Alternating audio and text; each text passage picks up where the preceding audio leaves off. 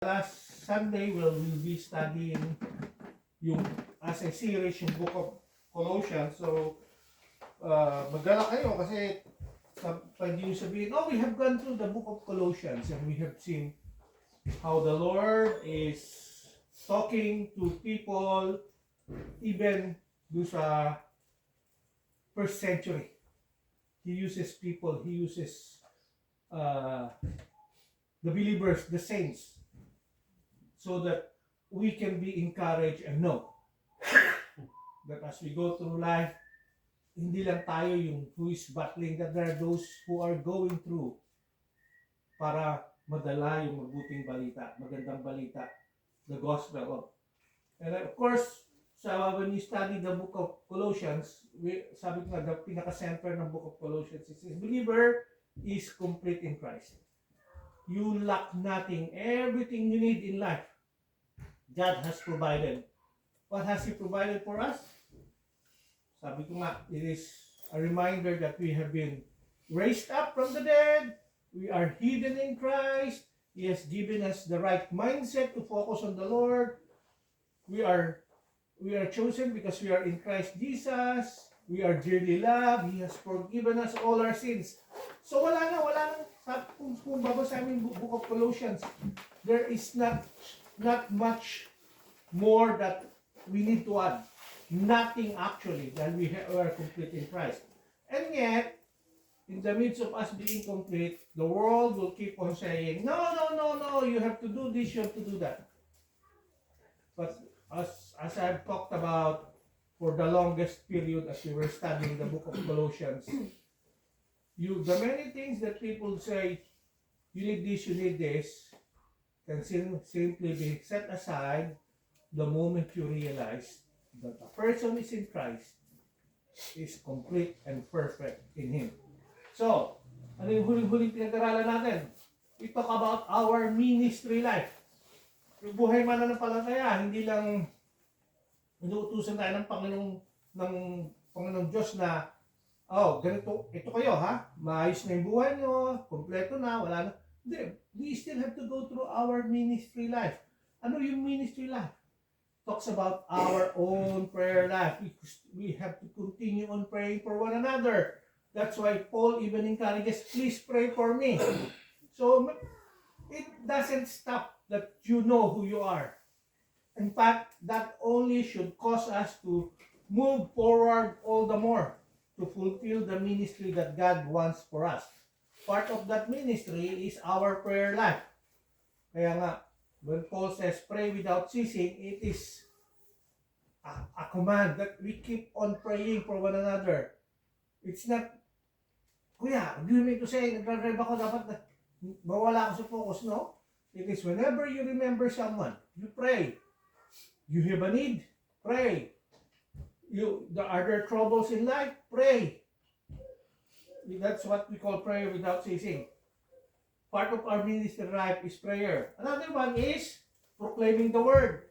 Remember nyo, si Paul, when he was writing to them, also pray for me, that the doors will be open. Pero when he was requesting for that prayer, he is in prison. Why? Kasi even in prison, I want to be used by the Lord to proclaim the word of God. And then yun din ang desire niya sa bawat isa sa atin.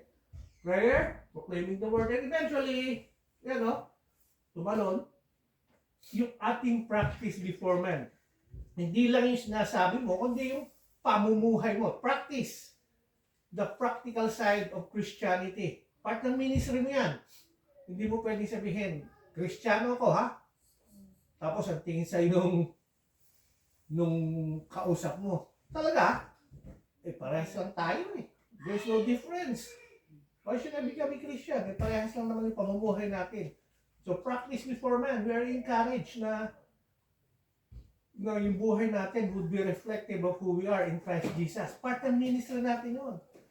Often, it's not the words that we say that cause others to really say, I need the Lord, but your life is different. What's your secret?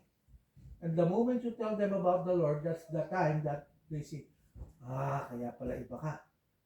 But we're not religious. being a religious person doesn't cut it, but being in the Lord Jesus Christ will. So dapat yung pamumuhay natin for the Lord is yun yung pinaka-center ng ating pamumuhay. So, yung last two verses that sa ating study ng practice before men, yun ang gagamitin natin ngayon as we understand why Paul will now be writing the last few verses ng ating pag-aaralan. Colossians chapter 4 verses 5 to 6. Walk in wisdom toward those who are outside. Meaning, you walk in wisdom especially to those who are unbelievers. Outside nga eh. They're not part of the body of Christ. And Paul, in fact, God through Apostle Paul is encouraging us na you walk in wisdom toward those who are outside so that what? Part done is you redeem the time. Kasi time is short. If they don't see us living a life that is honoring to God, those outsiders would not come to know the Lord.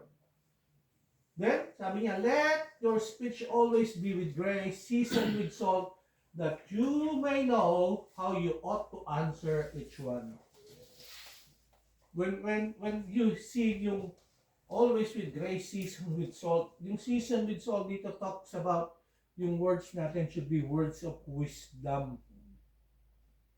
Not rumors and the latest news, but words of wisdom.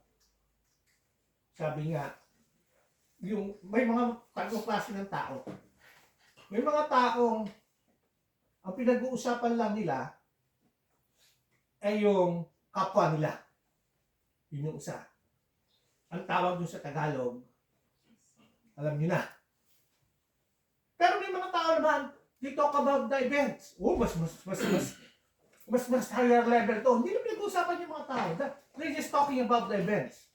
Oh, what's happening in this country? Oh, they're all good. And yet, one would form his own bias towards the discussion. Pero, a believer,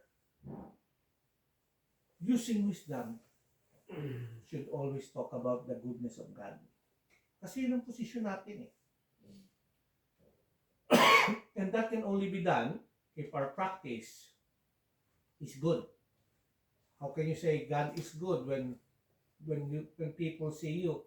You're a workmate whose only word is a word of complaint. Parang pagkakasama mo, parang ang bigat katrabaho. Wala na lang ginawa kundi umangal. And so a change is necessary.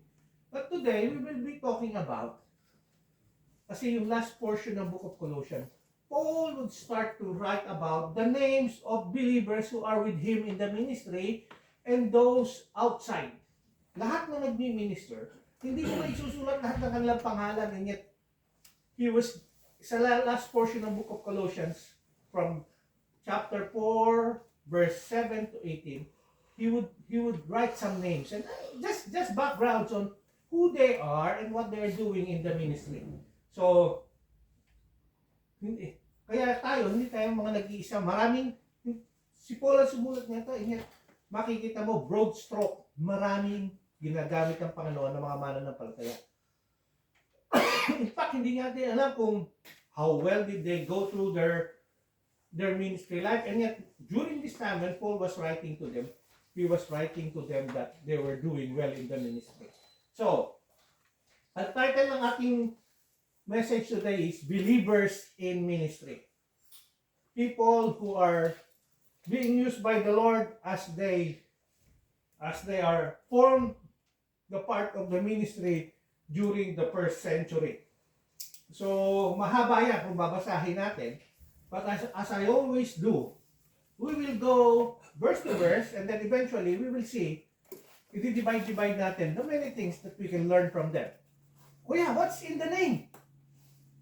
Yung iba, they would just, simple lang yan. Titignan yung pangalan ni, pati nga pag-pronounce, medyo mabigat eh, Tychicus. Yan. And then, we will see. Ako, what I do is, what the Bible offers, it's not often yung how the name is defined, but what the Bible offers for us to understand who they are. So, dinivide ko siya sa tatlo. Unang-una is, we talk about the bearers of this epistle. Sila yung taong babanggitin ni Paul sa kanyang first 3 verses for us to study are the people who would be bringing this letter. This letter to those in Colossae. Mamaya, papakita ko sa inyo yung mapa so that you will have an idea. Kuya, nagdala lang sila ng letter. Gano'n ba ka-importante yun? In our time now, hindi siya importante. Bakit? Kaya katulad ni Brother Erwin, nasa bahay niya, pero ang pinag-uusapan nila ay nasa Auckland at anong tawag doon? Real time. As it is happening, alam niya, nakikita niya. Nasa 21st, anong century na tayo ngayon? Modern times. Only a few of you here would still remember using snail mail. Alam niyo ba yung snail mail? Diba? Oh, can you give me your snail mail? Have you ever heard, can you give me your snail mail? Wala, di ba? Bakit? Kasi yung snail mail, susulat mo doon yung pangalan mo, yung tunay na address mo, pupunta ka sa post office, bibili ka ng stamp, meron ka dapat envelope, gaganunin mo yung envelope, sisil mo, padadala mo. Snail mail kasi depende sa dami ng stamp na nilagay mo, tsaka special delivery, linggo bago dumating. Special yon. Pag hindi ka nagdagdag ng bayad, 1 buwan. Minsan, hindi pa makarating dahil naliligaw yung kartero. Snail mail. Ngayon, email. Pag sinabi mo, would you like to receive the result of your test via email? Parati kong tinatanong yun sa customer namin. Pag sinabi lang yes, write your email ad. Type nito sa aking iPad.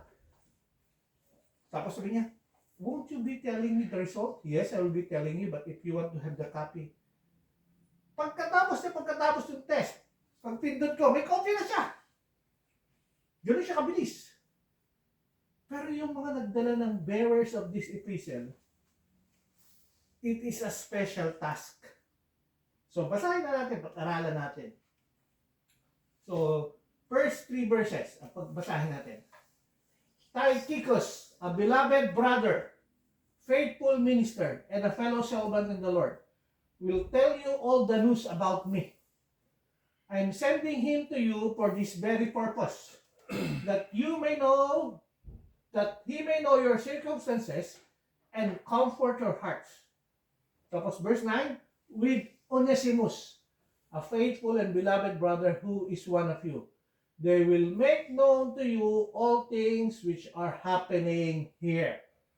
So, 2 tao yung pinadala. One is named Tychicus, the other one is Onesimus.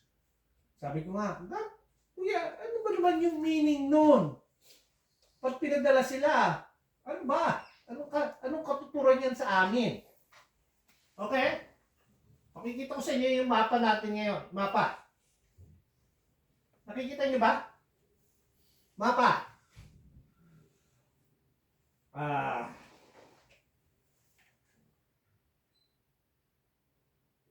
Hindi pala yan.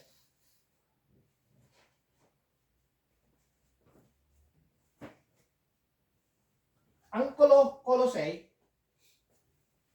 di ba sabi ko sa inyo, Colossae is just a small place. Wala nga siya dito sa mapa, hindi siya sinulat eh. Andito siya sa Asia Minor. Kaya yung Ephesus, Pergamum, andito siya sa lugar na to. Maliit na lugar. Sa panahon ni Paul. Ngayon, ang magdadala ng letter, not just the letter, but the encouragement and everything, so that Paul would know what's happening and they will know what's happening with Paul, is hindi siya magagaling ng Pampilya, which is a long walk, pero magagaling sila dun. Yun yung Rome. sa Italy. Lalakad sila. Lalakad. Lalakad. Sasakay ng barko. Tapos, iikot sila pa rin yan bago sila makarating dito.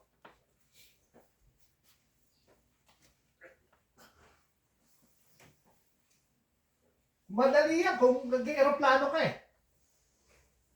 Yung biyahe yan, mas malayo pa yan sa Pilipinas sa Japan.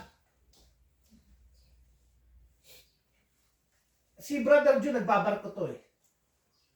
Di ba nakakarating niya sa may Cyprus na ganyan? Oh. Di ba medyo malayong barkuhin yan eh. Malayo po. Di ba kasi nasa Europa na. Western Europe side ng Rome. Middle East side ito. Turkey. Asia itong isang side, Europe yung kabilang side. Ang laki niyan. It's not a simple car ride. Wala pong aeroplano during this time. Ang mga barko po dito are walang dimotor. It's either disagwan ka, o dilayag. It is wind drone. So yung travel just to bring a letter from Rome towards doon sa lugar ng pagdadala ni Tychicus is a long way. That's why yung pangalan ni Tychicus nung sinulat ito ni Paul comes with 3 descriptions. Babalik ko yung sinulat. Ano yung 3 description? Una-una, in relation to Paul himself or to the church, he is a beloved brother. Sa akin, we can consider each and everyone a beloved brother. So when Paul was sending Tychicus, he is a beloved brother to the church. But I am sending him to you. Ano pa?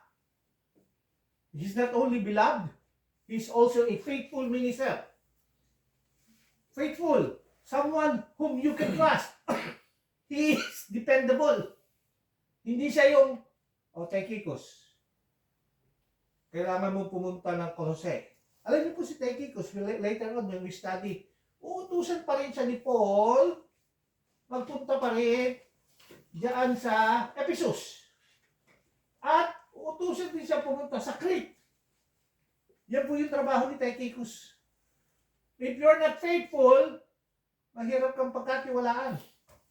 Alam niyo bang, si Tychicus at si Trophimus ay pinagkatiwalaan din ng church na pinanggalingan nila upang magpunta ng Jerusalem kasama ni Pablo para dalhin yung offering nila na maghihirap ang mga tao sa Judea. Ganong klaseng tao si Tychicus. He's beloved, he is faithful, and a servant.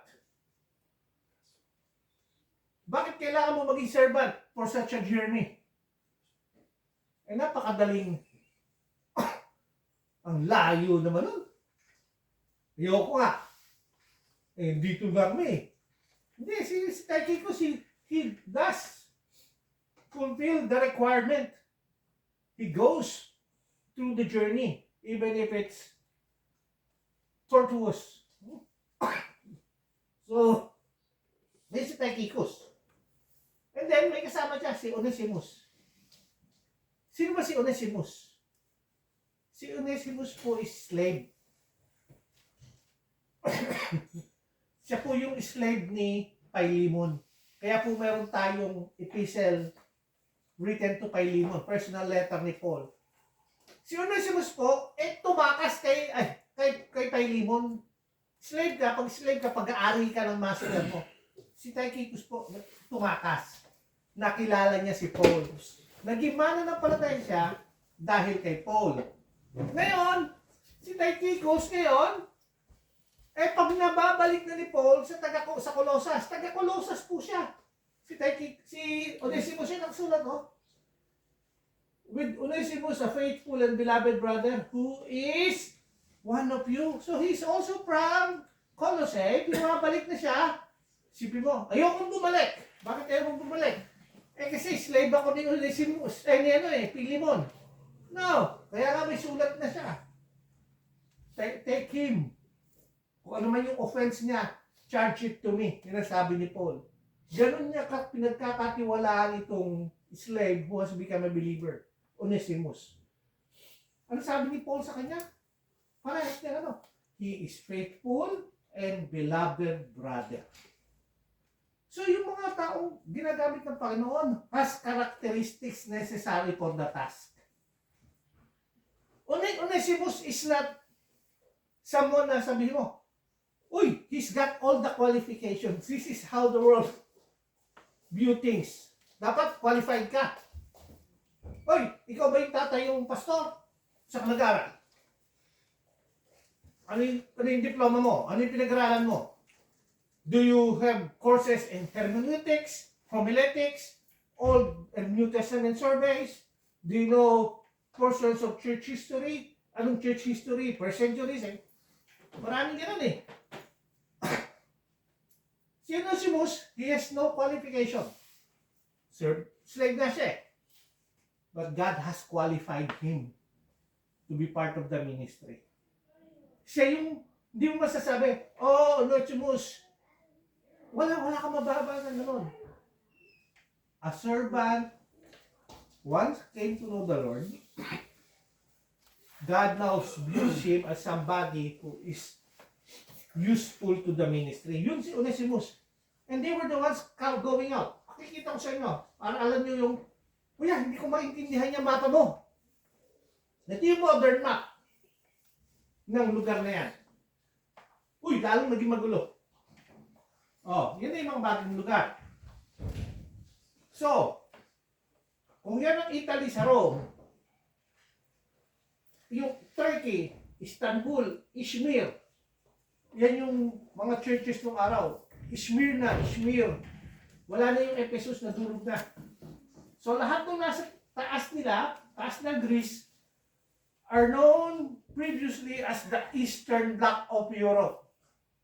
Alam niyo ba world history nyo when we say Eastern Bloc? These are former Soviet satellites, communist states.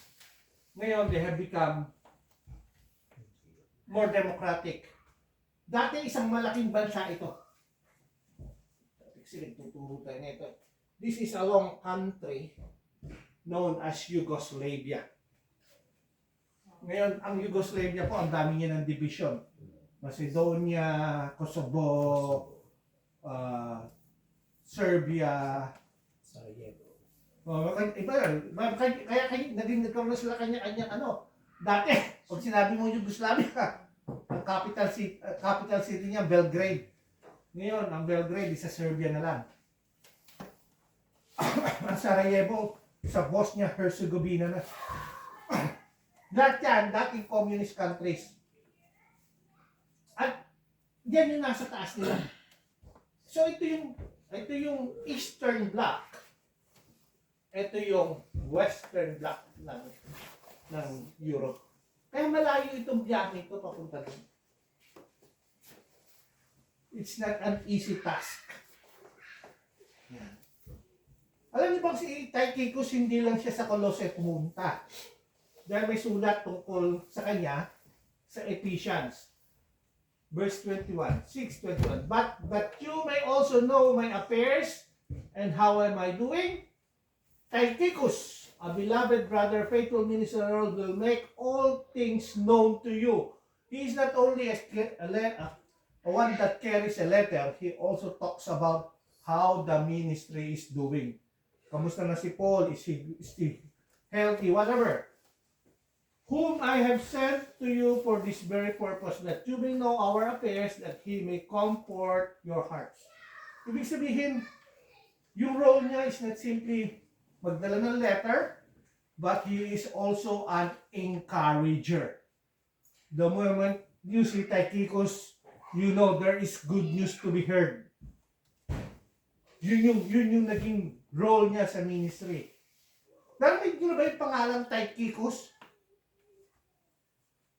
Pero yun ang role niya. Nakasulat din yung pangalan niya sa Titus. Yun lang ang term na ginamit.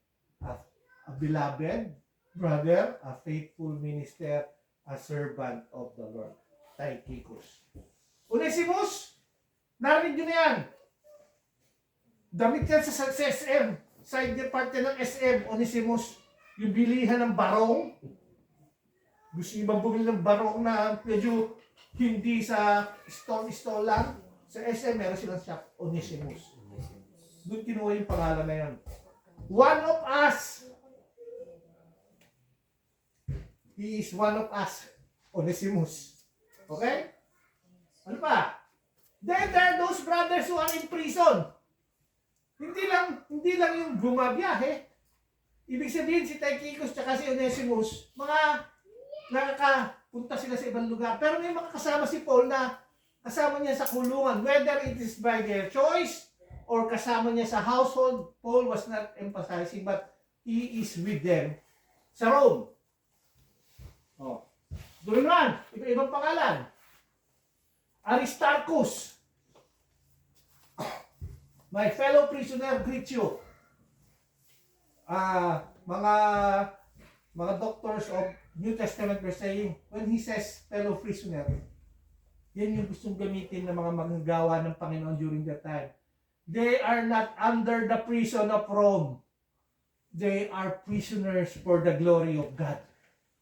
We rather be known as prisoners because we want to be under the control of our Lord so that they can use us mightily. That is one of the interpretations. Other is, talagang nakakulong sila because of their do.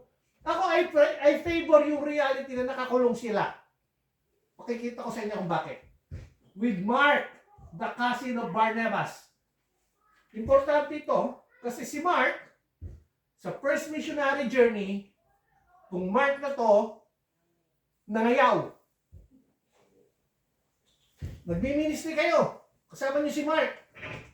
Nung medyo nakilala nila si Elimas, yung sorcerer. Pagkatapos nun, nangayaw na. Ayaw niya na sumama sa biyahe. Alam niyo ba kung si Mark na to, dahilan pa to kung bakit nag-away si Paul at si Barnabas. They have such a heated argument that they separated their ways. Yan si Mark. About whom you receive instructions. If he comes to you, welcome him. Nagbago na. Sa Acts, chapter 13, nagalit si Paul sa kanya. Pagdating ng Colossae, welcome him because he is faithful to the ministry. And Jesus, who is called Justus. These are my fellow workers in the kingdom of God who are of the circumcision. Ba't sinulat yung who are of the circumcision? Meaning, itong unang tatlong pangalan na to are all Jews. So yung church is composed of Gentiles and Jews. Bakit? Si Tychicus at si Onesimus are Gentiles. Si Aristarchus, si Mark, si Justus, they are Jewish. Yan. They have proved to be a comfort to me. Kasama. Then, Epaphras, who is one of you. Si Epaphras was the one who shared the gospel sa mga taga-Colossae. A bondservant of Christ greet you. Always, ito yung ginagawa ni Paul while he was in prison. Anong ginagawa ni Epaphras? Always laboring fervently for you in prayers. Si Epaphras ang prayer warrior ng mga taga-Colossae. Anong pinagpray niya? That you may stand perfect and complete in the will of God. For I bear him witness that he has a great zeal for you and those who are in Laodicea and those in Hierapolis. Tapos eventually, kilala natin si Luke, the author ng Book of Acts at saka ng the Gospel of Luke. Si Mark, the cousin ni Barnabas, he was the one who wrote the Book of Mark ng Gospel. And the beloved physician. So, doktor po si Luke. And Demas greet you. Kung si John Mark, iniwanan sila sa first missionary journey. Si Demas, pag binasa niyo yung account ni Paul kay Timothy, si Demas has departed from me. And he went to Thessalonica. Why? Because he now loves the cares of the world. Si Dimas na ang daming ulit na sinabing ang ganda ng ministry. Nung isa sa huling letter ni Paul, 2 Timothy, si Dimas pumunta na ng Thessalonica kasi the cares of the world has overtaken him. And yet dito, maganda pa rin yung kaya. So that's how life is. That's how church life is. There are those who would fall down, will go up. There will be those who are up, will go down. We don't know what happened to Demas, but one thing certain, he was part of the ministry. That's how church life is. That's why it is important yung ginagawa ni Epaphras. Fervently praying for you that you may stand perfect and complete in the will of God. The moment a person starts praying for we start lose praying for one another, ang daling ng tendency tangayin ng mundo. Yan. Makikita natin dito, ba't sinasabi ko si Aristarchus importanteng part ng gawain, sabi niya dito, moreover, you see and hear not only in Ephesus, but throughout almost all Asia, this Paul has persuaded and turned away many people, saying that they are not gods which are made with hands. So not only is this trade of ours in danger of falling into disrepute, but also the temple of great goddess Diana may be despised and her magnificence destroyed, whom all Asia and the world worship. Galit na galit. Ito yung account na ginawa ni Alexander. Alexander ba? Demetrius. Nagkarayot. Nagkagulo. Ba't nagkagulo? Kasi ito si Paul, sinabi niya yung pag-worship nyo kay Diana, false. Huwag kayo mag-worship ng Diyos na gawa ng mga kamay. Wala yung negosyo nitong mga silversmith. Wala nang bumibili ng kanilang mga estatwa. So, lugi negosyo, nagkaroon na riot. Now then, they heard this, they were full of wrath and cried out, saying, Great is Diana of the Ephesians. So the whole city was filled with confusion, rushed into the theater with one accord, having seized Gaius, Aristarchus, Macedonians, Paul, travel companions. Si Aristarchus nadamay. Siya yung hinuli at binugbog ng mga taga-Epeso. So si Aristarchus kasama na dun pa lang sa gawain sa Ephesians. Si Timothy, as written, only Luke is with me, get Mark and bring him with you, for he is useful to me in the ministry. Sabi ko nga sa inyo, you can be down one time in the ministry, but eventually you can come back. There's no such thing as walang hope. Kung tutusin mo si John Mark, in his young age, nag-iwan siya sa ministry. And yet, eventually, you know that he has come back. Kasi ito na yung last letter ni Paul. He is encouraged by the ministry of John Mark. Yan. Si Epaphras, siya yung nagturo sa mga sa Colossus. As you have heard from Epaphras, our dear fellow servant, who is faithful minister of Christ on your behalf, who also declared to us your love in the Spirit. Yan. Then, so, division yan. Brothers who were the ones who bring this epistle, the brothers who are in prison, and then the brothers that ministers in the church. Hindi sila kasama sa prison, hindi sila pinagdala ni Paul, but they are in churches. Sabi, greet the brethren who is in Laodicea, and Nymphas, the church that is in his house. O yung pangalang Nympha po, hindi pang babae. Panlalaki. Lalaki to si Nympha, oh. The church that is in his house. So yung churches po talaga doon is nasa houses lang.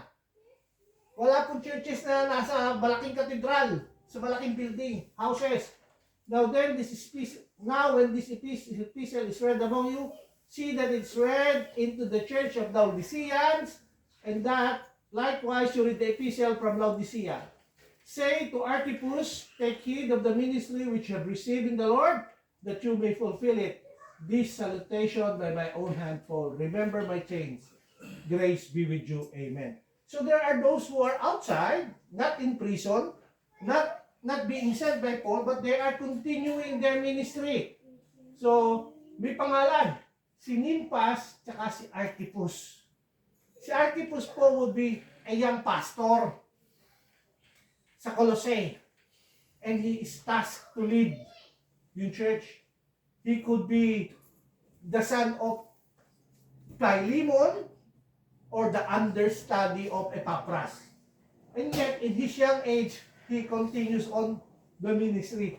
Take heed to the ministry which you have received from the Lord that you may fulfill it. May gawain siya. Okay?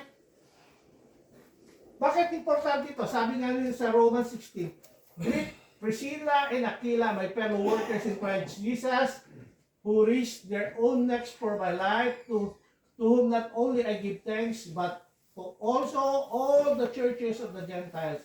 Likewise, greet the church that is in their house.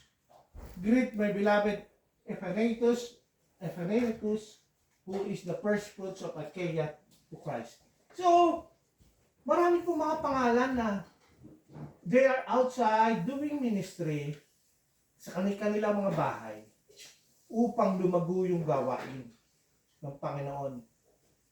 These are, siguro mas kilala niyo sila Priscilla and Aquila kasi he was with Paul sa kanya mga journey. Pareha silang tent maker. And yet, when they are just on their own place, they always have these house churches that they worship together. Oh, si Philemon, dito sulat ito kay Philemon. To Philemon, our beloved friend and fellow laborer, to the beloved Achaia, Archippus, our fellow soldier, to the church in your house. Oh, si Philemon, meron rin siya sa sarili niyang bahay. So it's mali pong mindset ni church is a building.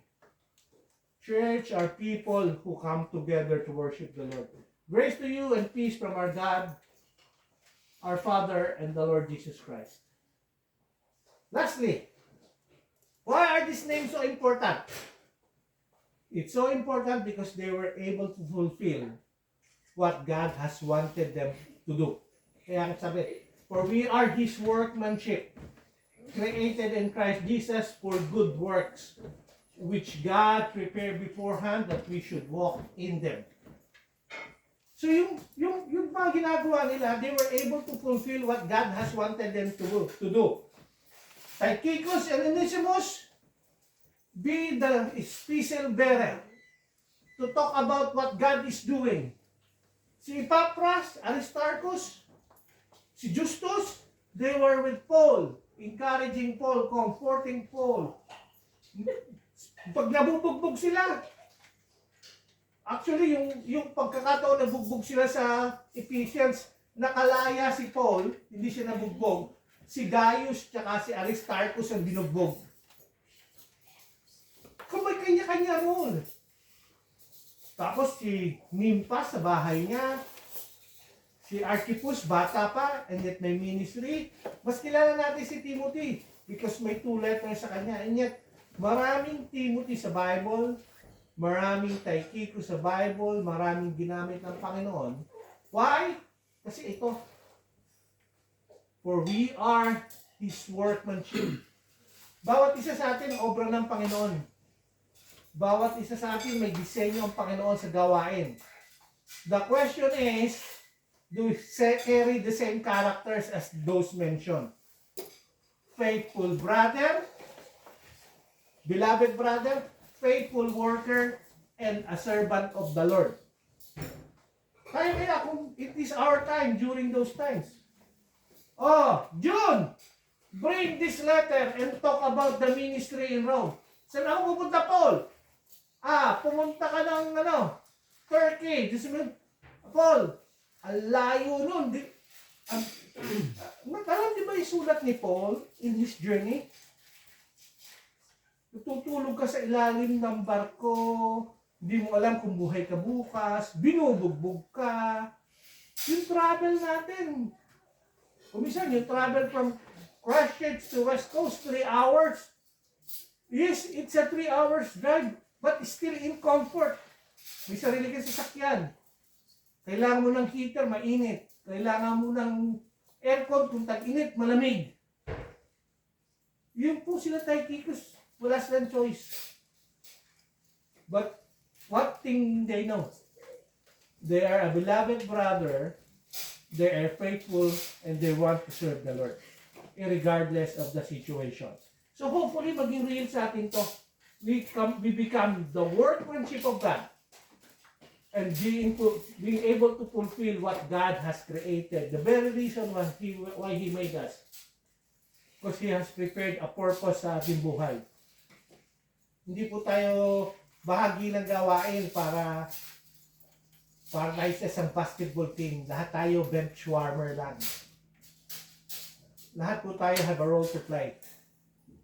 So, I pray that we see that sa Bible, there are those who are being used by the Lord, not because they are special, but because they are what? Beloved brother, faithful worker, and willing to serve the Lord. Let's pray. Our Heavenly Father, we praise you and thank you, Lord God, for the time that you have given us to study the book of Colossians. I pray, Lord God, that may it be a reminder for us that it's not the position that we have, it's not even the educational attainment that a person will have. We can read from your words that there are those who are slaves who have become free because they have been freed in the Lord and being able to go to do ministry for you. There are those who are Jews who are well known, and yet it's not their being well known that they are known for, but their willingness to serve you, even if they are in favored position. So I pray, Lord God, that in our life may we see and may we desire to follow you where you want us and what you want us to do. We praise you and thank you, Lord God, for this time. We pray all these things in Jesus' name. Amen. Amen.